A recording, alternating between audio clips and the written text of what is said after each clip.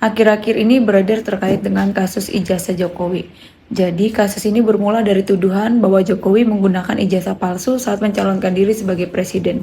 Jadi tuduhan ini pertama kali muncul pada tahun 2022 dan terus berlanjut hingga saat ini.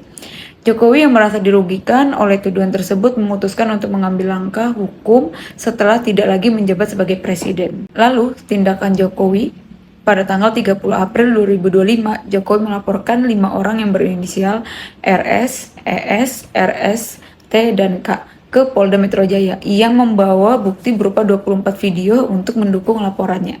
Jokowi menyatakan bahwa meskipun kasus ini dianggap ringan, penting untuk dibawa ke ranah hukum agar semuanya jelas dan gamblang.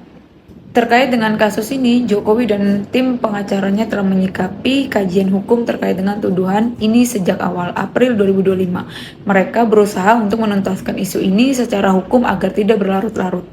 Lalu, pihak Universitas Gadjah Mada juga siap membuka dokumen akademik Jokowi jika diperlukan dalam proses hukum. Pada kesimpulan kasus Jokowi ini, kasus ijazah palsu Jokowi menunjukkan dinamika politik dan hukum yang kompleks di Indonesia. Dengan langkah hukum yang diambil oleh Jokowi, diharapkan kasus ini dapat diselesaikan dan memberikan kejelasan mengenai tuduhan yang beredar.